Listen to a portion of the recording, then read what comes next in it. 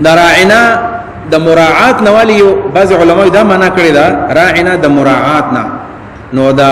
مراعات موږ باب مفاعله ده ودا معنا دا چې راعنا د الله نبی موږ ستا خیال ساتو تم پکې زمون خیال ساته خدا بل معنا ډیر زیات راجح ده چې د کما قلتوب او بل دا چې په عربی کې راعش پن کې تم وي راعي راعش پن کې تم وي نو ودا معنا دا چې لا تقو اے راعنا یا رسول الله معنا اے زمون شپنکیا راعنا اے زمون شپنکیا به د شپنکې ولې وایو نبی صلی الله علیه وسلم ته شپنکې ولې وایو دا غي وجه دا وا چې دای صحابه کرامو باندې ډېر د سادهګانو ګمان کو د سادهګانو ګمان ځکه شپنکی کاری ګړي به زی ساتل نو په دې معنا باندې دي د صحابه هم عزت کولا چې د نبی صلی الله علیه وسلم خواته صحابه کرام ناشتي العیاذ بالله ردی مثال د ګړو بيزو دی او نبی صلی الله علیه وسلم د شپنکې دی نو دا هم یو ډېر غټه بیا دی وانه الله په پابندي ولګولا وقولوا آیات انظرنا لفظ انظرنا راعنا منسوخ شو انظرنا ولا ناسخ شو دا ناسخ منسوخ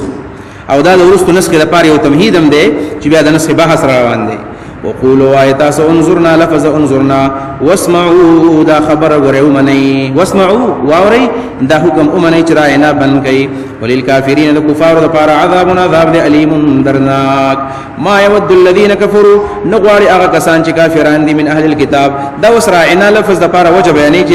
يهوديانو د نبی اسلام عزتي ولي کولا الله وزکا چې ما يود الذين كفروا نغواري هغه کسان چې کافران دي من اهل الكتاب چې هغه اهل کتاب دي وللمشرکین مشرکان من نغواري سنغواري دا نغواري ايو نزل عليكم چې نازل کړي شي په تاسو باندې من خير خير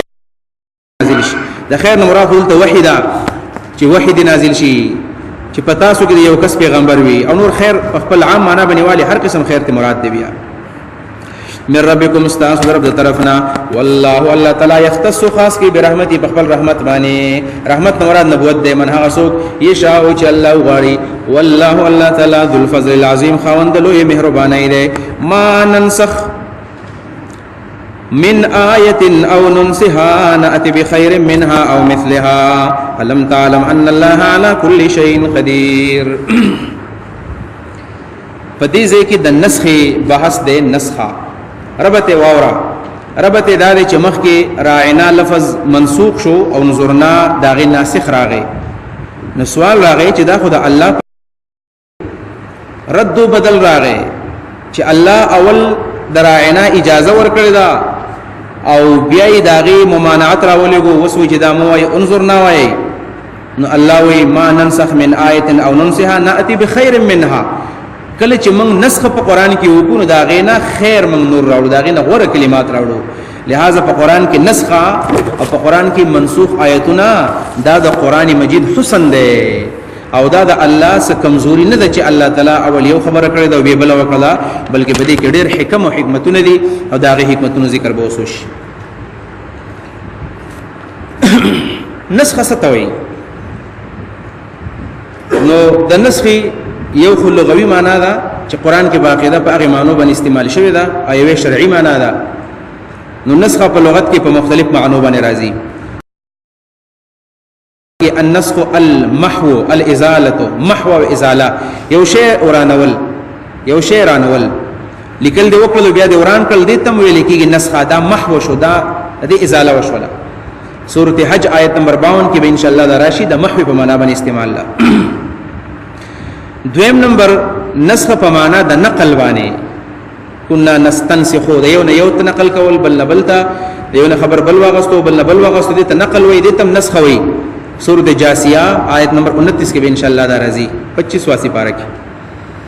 د دې سره سره د نسخ دریم نمبر معنا د کتابت لیکل نسخ لیکل تمویل نسخت الكتاب عربی ما لیکل وکړل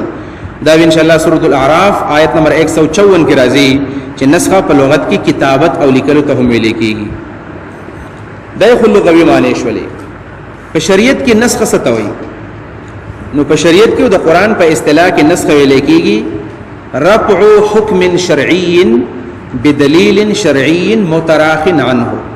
رفع حكم شرعي یو شرعي حکم اوچتول خو بدلیل شرعي په بل شرعي دلیل باندې چې یو حکم منسوخ شو داغه دلیل به موجود یعنی داغه د لپاره ناسخ موجودي او متراخن عنه یعنی دا ناسخ به ورستوي او منسوخ به مخ کی وي. الموافقات للشاطبي امام شاطبي دا تعریف کړی دی چې یو شرعي حکم ختمول او بل شرعي حکم راوړل بل شرعي دلیل راوړل ویل کیږي. نسخه باندې يهوديانو اعتراض کړو چې دا څنګه پیغمبر دی نن موږ ته یو خبره کوي او سبب بل خبره کوي، نن خپل ملګرو ته یو خبره کوي سبب بل خبره کوي. وداغي جواب چې موږ ورته الزامي جواب وایو، الزامي جواب دی چې دا نسخه د قران حسن دی او دا الله رب العالمین کمزوري ځکه نه ده چې په سابقو کتابونو کې او په سابقو شریعتونو کې هم باقاعده نسخه وا، چې په سابقه کتابونو کې وانه بیا يهوديانو ته اس قسم حق نه حاصل چې هغه په اسلام باندې اعتراض وکي چې په قران کې منسوخ آیاتونه دي.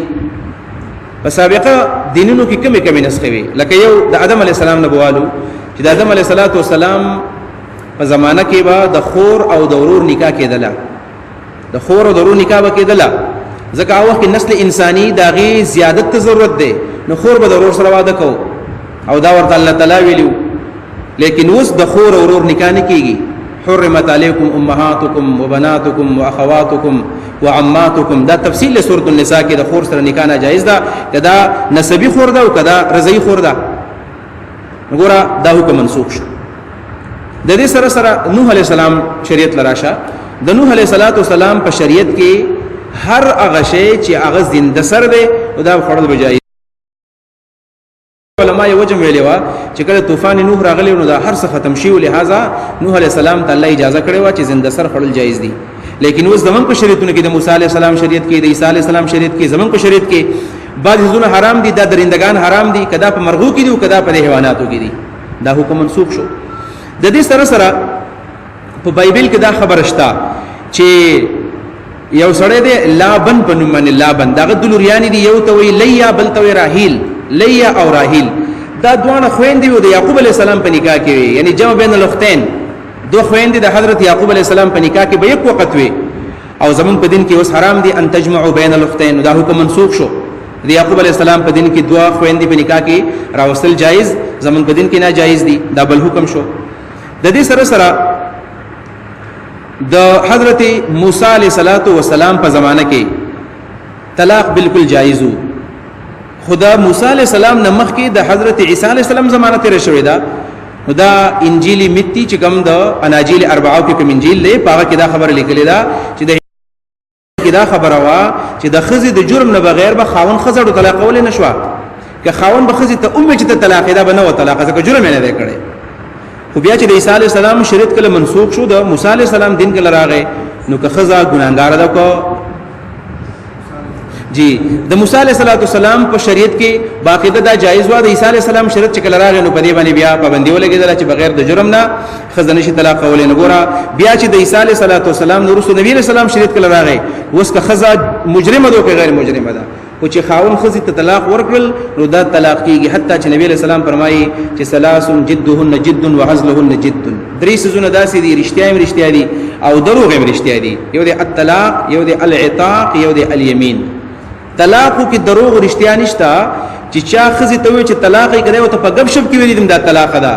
په دې کې غب هم رښتیا دي. یو عتاق، یو سړی خپل غلام ته وي چې ته آزاد او بیا ورته وي چې ما در سره غب لګو، نو په دې کې غب شپ نشته. او دریم دا چې سړی قسم وکي او په یو حدیث کې سنکار راغلی دا د دوه الفاظ حدیثو کې دي، یو کې د عتاق ذکر دی، د یمین ذکر دی، بلکې د نکاح ذکر دی. خزو خاوند دي الګ جنې دي، یو بل سره عقد وکړو چې دا عقد وکړو نو په دې کې اوس دروغ رښتیا نشته. دا عقد چې کله گواهان حاضر دي او دا عقد وسو شو، دا نکاح وشولا. یا یمین چې سړی قسم وکي نو دا قسم وشو. دې سره د ابراهیم علیه السلام شریعت لراشه. د ابراهیم علیه السلام شریعت کې زوی علالول جایز وګنه. الله ورته زوی حلال کدرې زله خوب کې ولیدل او هغه خپل زوی اسماعیل علیه السلام را واغستو او فلما اسلم وتله للجبین باقاعده تیار شو راوي رسم لوي. دغه ټیم کې الله ورته आवाज وکړو چې ابراهیم قد صدقت الرؤيا، خوب درشتینو کو بس ویمال الله. بالکل هغه واقع کې دند نسخ را لاله. د واقع په اول کې حکم یو شان دی، د واقع په انتها کې حکم بدل شوی دی. د ابراهیم علیه السلام په دین کې هم نسخ شته دی. او د دې سره د موسی علیه السلام دا واقع خدا سبل رزویلا چې د سخی عبادت کله خلق وکړو، د سخی عبادت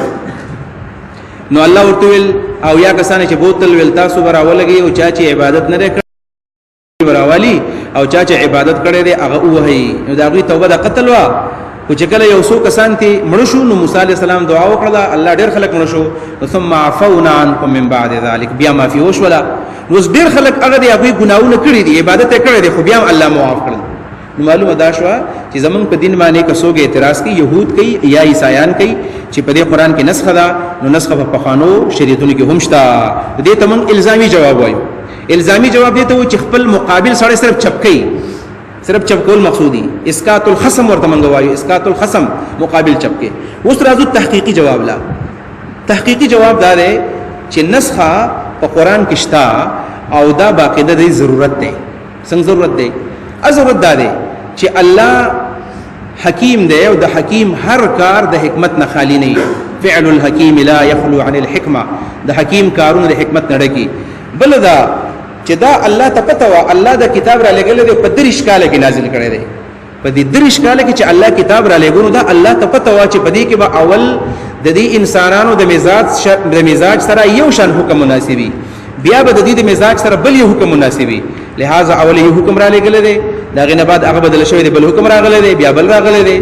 لکه څنګه چې سړی ډاکټر لاله شي او ډاکټر ولا یو دوايي ولیکي او بیا ورته کدا ټیک شولې مرزا او کټیک نشولې بیا راشه هغه چې کله په دیون ځل باندې لال شي نو هغه څه دوايي ورته زړه ولیکي او ورته بدل کی نو څوک هم په دې ډاکټر باندې دا اعتراض نه کوي چې د مخ کې یو شن دوايي لیکلې او اوسه بل شن دوايي لیکلا دا ځکه چې ډاکټر ته پته وا چې اول د دې بیماری سره دا ډوز او دا دوايي مناسب و اوس چې دا دوايي خورلا اوس به دا اثر نه کوي اوس به نور دوايي پکار یا به تیزو ما یا به ورته کموما نو الله تعالی خو ډېر لوی حکیم دی د حکیمانو حکیم الله دی الله صحیح تشخیص کوي الله د مرزونو نه خبر دی لہذا اول یو حکم دی بیا بل حکم دی لکه ورسته وځي سو آیتون راوړو ما چې باقي کم حکمتونه دي چې الله تعالی هغه حکمتونه ملحوظ نظر ساتلي دي قرآن کې نسخ راغلي ده خو بیا زمون په دین کې او په قرآن کې درې قسمه نسخه ده درې قسمه یو هغه نسخه ده چې منسوخ التلاوت والحکم منسوخ التلاوت والحکم دا اصطلاح دیته وي چې الله یو آیت منسوخ کی او داغي حکم منسوخ کی چې اوس من قرآن ته ګورو نه هغه آیت موجودي نه حکم موجودي دیته وي منسوخ التلاوت والحکم لکه مسلم شریف کی حدیث ده ام المؤمنین حضرت عائشہ رضی اللہ عنہا فرمائی چې اول په قرآن مجید کې لس رضاعتونه یعنی کله چې ماشوم به دی خزي لس زل پي اخړل نو دا به زوی شو رضای وی بیا هغه لس واړه منسوخ شول او 15 رضاعتونه پاتې شول حتی چې رسول الله وفات شو په قرآن کې 15 رضاعتونه دي مونږ چې وکتل په قرآن کې 15 رضاعتونه نشته نه به کې د لس رضاعتونو آیت شته نه به کې د 15 رضاعتونو آیت شته نه دی پاتې بلکې د احناف مذهب خو زمونږ دا دی چې امهاتکم اللاتي ارضعنکم دا معلومیږي چې کله یو ماشوم د خپل د وی زنانه په سینه باندې خلکه خودله او پي داغي معده ته کوشول اسی خله خودل نه دي بلکې معده ته لاړل باس دای مور وګرځیدله په یو ګټ باندې دا مور ګرځي ګور لس رضاعتونو آیتم په قران کې نشته او حکم یې اوس موجود نه دی بلکې یو ځل چې چا د یو زنانه په یو خړل دای بچي ګرځي دا د احناف مذهب دی امام شافعی رحمه الله مذهب دغه د 15 رضاعتونو دی د امام احمد ابن حنبل مذهب ریزل مور بچی له پی ورکړل دا به بچي او کدریزل نه ورکړي نو په دوزل باندې نه حرامي لکه حدیث ته چې لا تحرم المسوه ولا المسوتان ولا الاملاجه ولا الاملاجتان دوزل یا یوزل کماشوم د مور په یخري یا مور ماشوم له پي په زور ورکی وي دا نه بچي کیږي نه مور کیږي او کدریزل شو نو بیا به الکیږي بهر تقدیر دا منسوخ خود تلاوت الحکم چې قران کې د دې اوس تلاوت هم نشتا او حکم هم دغه نه دی پاتې بلکې موږ یو رضاعت ګرځي او بچي ګرځي دا منسوخ التلاوت الحکم شو دویم نمبر ترازو چې منسوخ التلاوت دون الحکم تلاوت منسوخ شوه دی حکم اشتا تلاوت نشتا مونږ چې ګورو نو تلاوت داغي نشتا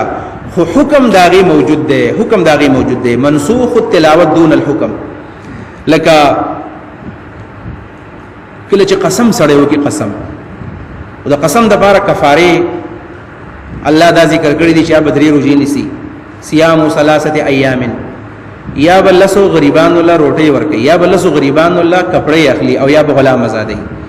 نو په دغه کفاره کې داري چې پسیامو ثلاثه ایام فصيامو ثلاثه ایام درې روزي ونیسي خو په دې ځای کې د حضرت عبد الله بن مسعود رضی الله عنه یو قرائت دی چې فصيام 3 ایام متتابعات، او د عبد الله بن مسعود رضی الله عنه په قرائت کې لفظ او شرط او قید د متتابعات پکې دی، لیکن موږ چې کوم د مصحف عثماني کلاو کو په دې کې متتابعات لفظ نشته، خو حکم هم دقه دی، حکم دقه دی، او تلاوت خو نشته، خو حکم دا دی چې سړی قسم وکي او بیا روزي نیسي نو 3 روزي به پر لپسې نیسي، په دې کې به تتابع شرطي او دا سی باندې کې چې ویونی ول بیا په کې وقفه کوي او بیا ونیسي بیا په کې وقفه کوي، لکه څنګه چې د رمضان د قضا روزي دي چې دا خپل خوخه دا چکل نیسي مېس کې وقفه کوي او یو شای نیسي، دې ته ویل کېږي منسوخ التلاوت دون الحكم. تم دې حکم اشتا او دریم نمبر د دې عکس دی چې منسوخ الحكم دون التلاوت، تلاوت اشتا او حکم یې منسوخ شوی دی، تلاوت اوس من کو باقي د اجر ملایوي، خو حکم هغه نه دی بلکې حکم بدل شوی دی، لکه آیات منسوخه فی القرآن، آیات منسوخه فی القرآن کوم چې په قرآن کې لکه موږ د شاه ولی الله محدث دهلوی رحمه الله الفوز الكبیر پر رساله کې هغه چې په قرآن کې 15 آیاتونه د منسوخ دي، قرآن کې 15 آیاتونه منسوخ دي، نو د دې آیاتونو تلاوت شته حکم ختم شوی دی، دا 15 آیاتونه لګراړو. اول نمبر آیت راواله سورۃ البقره آیت نمبر 180 دا آیت دی، ګور ورته کتب علیکم اذا حضر احدکم الموت، فرض دی پتا سبحانه کله چې حاضر شي یو کس تمرګ، ان ترک خیرا کمال پر خیسه په فرض دی الوصیت للوالدین والاقربین، د مور او پلار لپاره د خپلوان لپاره وصیت کی بالمعروف، د معروف طریقې مطابق. ګور اول حکم په 180 نمبر آیت کې د سورۃ بقره داو چې کله یو سړی مري او دا قریب الموت شي او د مال پاتې وي نو واجب دا وا چې دا سړی به خامخه د مور او پلار د پاره او د خپلوانو د پاره وصیت کوي، وصیت بور لګي، ځکه چې قانون میراث په هغه وخت کې نو راغلی، دا آیت اول موجودو، خو د دې سره د سورۃ النساء آیت نمبر 11 او 12 راواړوي نو پاره کې دا حکم بیا منسوخ شو، اوس به سړی د وارث د پاره وصیت نه کوي. په حجۃ الوداع کې نبی علیہ السلام اعلان هم کړو چې الا لا وصیت لوارث، خبردار د وارث د پاره به څوک وصیت نه کوي، او دلته الله فرمایي یوصیکم الله فی اولادکم للذکر مثل حظ الانثیین، یو دا آیت دی. بل ولکم نصف ما ترک ازواجکم ان لم یکن لهن ولد، دا دوه آیتونه په دې کې د میراث 12 غټي غټي مسلې ذکر شوې دي، د دې دو آیتونو او د هغه حدیث چې لا وصیت لوارث باندې دا 180 نمبر آیت د سورۃ البقره منسوخ شو، دې ته موږ وایو منسوخ التلاوت دون الحكم او منسوخ الحكم دون التلاوت، تلاوت په ځای پاتې دی، موږ د دې آیت تلاوت کو حکم ادا وس نه دی، وصیت اوس واجب نه دی، هم مستحب دی، استحباب په ځای باندې پاتې دی. یو سړی بل فرض وفات کیږي او د وفات کېدو په ټیم کې وایي چې زما د دې مال نه زما د خپلوان له پکې څور کوي، نو د خپلوان د پاره وصیت بیا مستحب دی، دا جایز دی. او یا دا چې د مور پلار کافری، د کافر د پاره وصیت نشته، لا يرث القاتل لا يرث الكافر المسلم، کافر د مسلمان میراث نشي وړي، نو کوم مور پلار بل پر سر ته بل دین باندې وي نو بیا د مسلمان بچي د خپل مور پلار د پاره وصیت کول شي، دا مستحب دی، استحباب په ځای باندې پاتې دی، وجوب ختم شو. دویم نمبر راواله سورۃ البقره آیت نمبر 240، بقره آیت نمبر 240 دا هم منسوخ دی. والذین یتوفون منکم ويذرون ازواجا، هغه خاوندان چې وفات شي ستاسو نه او خزي پرېږ دي وصیت لازواجهم، دی بخامخ وصیت کې د خپل خزو لپاره متان ال الحول، چې د خاوند د کور نو یو کال فائدہ لغیر اخراج سو بنو باسی. نګورا خاوند به چې مړ شو په خزبانه عدت یو کال به خزه د خپل خاوند د کور نه وتله، دا حکم 240 نمبر منسوخ شو په آیت نمبر 234 باندې، دلته ناسخ مخ کې دی منسوخ رسته دی، ودلته به دا خبر یاد ساتي په ناسخ منسوخ کې شرط دا دی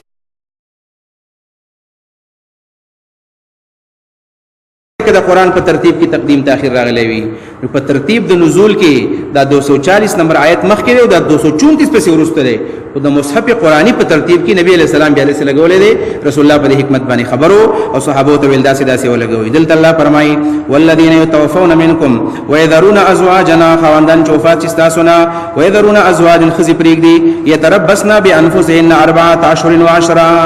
راځي بزان د نکاح نه څلور میاشتې لس ورځې، نو یو کال عدت ختم شو، څلور میاشتې لس ورځې پاتې شولې، دا دویم نمبر شو. دریم نمبر راواله سورۃ الانفال آیت نمبر 65-66، نو آیت نمبر 65 منسوخ ہے په آیت نمبر 66 باندې سورۃ الانفال کې. جی انفال کې د سوا چې اول الله رب العالمین حکم وکړو چې یو مسلمان با د لسو کافرانو مقابله کوي، یو مجاهد با د لسو کافرو مقابله کوي. نو دا ګران حکم الله فرمایي ای یکم منکم عشرون کوي پتاسو کې شل کسان، ای یکن کچرت منکم پتاسو کې عشرون شل کسان، صابرون صابر یغلبو 200 په 200 باندې بغالبیږي. نو 1 نسبت 10 یو کافر با د لسو مقابله کوي. مطلب دا دی که په جهاد کې په میدان جهاد کې یو مجاهد ولال دی او لس کافران مقابله لرال نو دا به تنه تحقیق او تختو ګناګار دی د لسو مقابله کوي. او ايکم منکم 100 یغلبوا الفا کسو کسانی په زرو بغالبیږي یو په لس باندې. دا 65 نمبر دی. ورپسې دی 66 نمبر آیت ته ګورا الله وی الان خفف الله پتا سبحانه وعلم الله تپتوان فیکم ضعفا چې تاسو کې کمزوري ده. نو فایکم منکم 100 کوزب کې سو کسانی صابرتن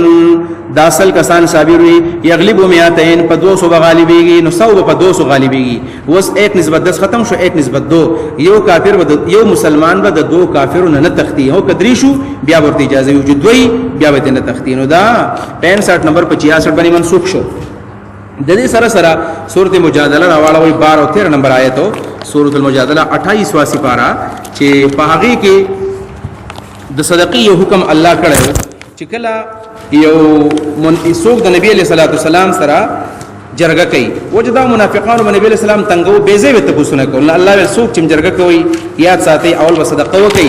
نو بیا به پیغمبر سره صدقه جرګه کوي او چې کلم صدقه نه کوله نو بیا نشي کوله.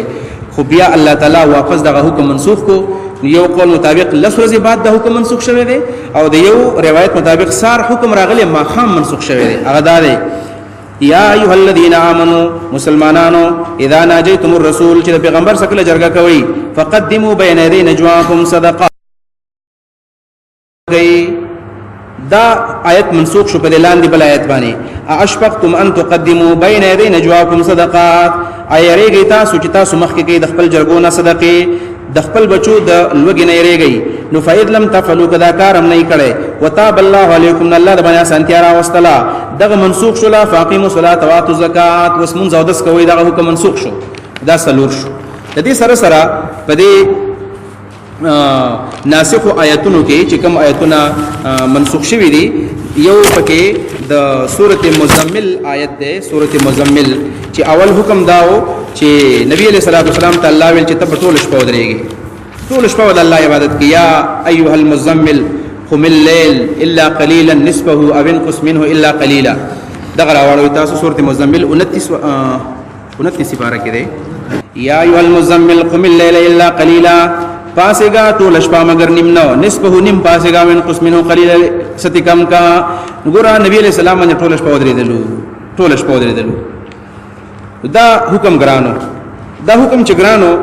نو بیا الله دا بل حکم راولې ګو لس کاله بعد دا حکم راغله دي چې ان ربک یعلم انک دا آیت نمبر 20 ته ان ربک یعلم انک تقوم ادنى من ثلثي الليل ونصفه وثلثه وطائفه من الذين معك والله يقدر الليل والنهار بالله يفقر ما تيسر من القران. دا آیت ده وسدولې هغه چې تاسو قرآن اساني وسمرم چې وایو نو کد ورکات منظم کو کا ترکات مو کو کشلم کو او کډیر مو کو کډیر سمر تاسو خو خیا وکي. ودار شاه ولي الله رحمه الله د تحقیق مطابق دا پنځایتونه قرآن کې منسوخ دي. دا د متقدمین او د متأخرین په نسخ کې فرق دی. د متقدمین په نسبانه قرآن کې 500 آیتونه منسوخ دي 500 خو دا غوی په نسبانه د نسخ په دی تعبیر کې په تفسیر کې لګه پراختیا وا چې په عام حکم کې به تخصیص راغی هغه ته به هم نسخ ویلا او متأخرینو کې بیا امام سیوطی رحمه الله 25 آیتونه منسوخ دي 25 هغه ویلي دي او شاه ولی الله رحمه الله پنځلي کلی. علوم القرآن کې مولانا گوهر رحمان رحمه الله هغه د سورۃ البقره آیت نمبر 184 هغه ته هم منسوخ ویلي دي او د بخاری روایت په کې پیش کړی دی چې سلمہ ابن اکوع رضی الله عنه حدیث ته چې د اسلام په اول کې دا اجازه وا چې یو سړی روزه نسی او روزه نیولې هم شي بیا هم د روزه نسی او خیر د فدیه دی ورکه وعلى الذين يطيقونه فديه طعام مسكين چې دا اجازه وا. نو چا روزه نیولو چې چا بننی ولو نه فدیه به ورکولا دغه 184 نمبر آیت منسوخ شو او داغه لپاره 185 نمبر آیت ناسخ راغی چې شهر رمضان الذي انزل فيه القران کې راځي چې فمن شهد منكم الشهر فليصمه چې کلم د رمضان میاشت رااله نو خامخا به دارو جنسي نو دغه آیت ناسخ وګرځولو د دې بل لپاره او سره یو آیت مولانا غو رحمان رحمه الله بل د سورته النساء آیت نمبر 15 واللاتي ياتين الفاحشه من نسائكم دا آیت ده چې هغه خزه چې هغه به حیايي وکي دا غوې د پاره سزا دا وا چې دا جیل دا واچوي دا په جیل کې حتى يتوفاهن الموت او يجعل الله لهن سبيلا یا به مرګ راشي یا بل الله بل الله راوسی مولانا صاحب دغه ته منسوخ ویلې د سورته نور آیت نمبر 2 باندې چې الزانيه والزاني فجلدوا كل واحده منهما 100 جلده چې زناکار سړو د خزر لپاره وصیو حکم دی چې بزا بسل دوری والے کیږي مولانا صاحب دغه ته منسوخ ویلې دی نو دا نسخ شولا ما ننسخ من آیت دی ما ته موږ مای شرطیه وایو مای شرطیه او په اصل کې دا مای موصوله ده خو د شرط سره یو ځای شوی ده نو ما ننسخ هغه چې موږ منسوخ کوو یا شرط معنی دې وکا ما ننسخ کچر ته موږ منسوخ کو او د ما شرطیه ځکه سیده چې دا ننسخ مجزوم ده ما ننسخ کچر ته موږ منسوخ کوو من آیت یا آیت او ننسها ی من يرکو ستانه يرکو یو آیت ستاره زین نو بس دا ننسها کې دوه قسمه قرات راغلي یو د ننسها یو د ننسها ننسها او ننسها کننسها شی بیا د انساء ان ده چې موږ ستانه يرکو او کننسها شی نو نس ان تاخير ته ویل کېږي څه مطلب موږ ورستو کو هغه آیت منګاړو منسوخ نو کو داغه هغه نسخ من رستو کو تاخير پکې راولو ننسها دو معنی کو منګا او ننسها ی منګیر کوستانا یا او ننسها ی من داغه نسخ رستو کو نات بخير منها منګراوړو ډیر اسانه کو به ایسر مخکې حکم ګران وس آسان شو مخکې صدقه ختم شولا مخکې یو د لس مقابله کولا وس هغه د یو کزه دو مقابله کوي نات منګراوړو بخير منها سان داغینا او مثلها داغي پشان برابر پس کی په ثواب کې ثواب یو شانتي نه ثواب نه کمیږي چې ثواب نه کمیږي مسلمان کو ثواب د الله نه غواړي علم تعلم تنور ان الله چې بشک الله تعالی علی کل شیء پر سبانه قدیر قدرت لرون کې ده دا د نسخه تذکرہ شولا یو خبره پکې پاتې شولا چې علماء د نسخه د پارس شرایط ویلي دي لکه دا هر متجدد برا پاسي د خپل سوچ مطابق و چې د آیت منسوخ دی او دا منسوخ دی لکه متجددین داسې کوي چې هغه په دین کې تجدد کوي او یو آیت د خپل خوخي مطابق منسوخ وي نو د نسخ د پاره علماء شرایط ویلي دي یو دا چې منسوخ به مخ کی او ناسخ به ورستوي په ترتیب د نزول کې لکه مخ کی ماضی کرو کو کم آیت چې منسوخ کی دا به اولی کم چې ناسخ دا به ورستوي نو دا تاریخ به موږ ته معلومي د مکی او مدنی دا چې څوک د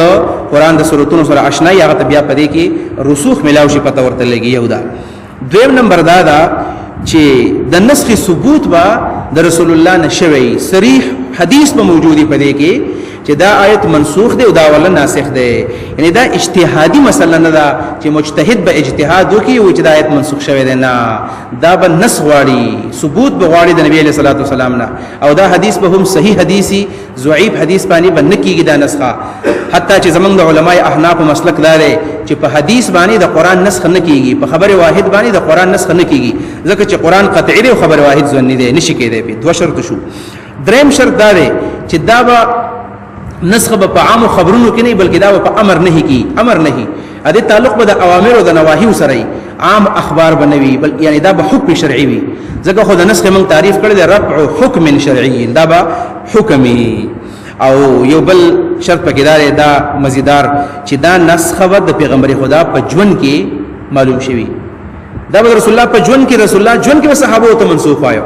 د رسول الله د ژوند وروسته بیا نسخ مسخ نشتا چې رسول الله وفات شو د مر نه باسو هدایت منسوخ دی دا نشي کېدل دا بل شرط شو او د دې سره سره یو شرط العلماء دا بیانوي چې دا نسخه دا بنس غواړي دا په قیاس باندې کېږي اگر چې قیاس دلیل شرعي دی د حناف په نسبت باندې جمهور په نسبت خو د قران نسخه په قیاس باندې ومنګ نکو دا با قران غواړي حدیث صحیح په تواتر باندې چې آیت ثابت یا په متواتر حدیث باندې په خبري مشهور باندې د علمي مسله وکړي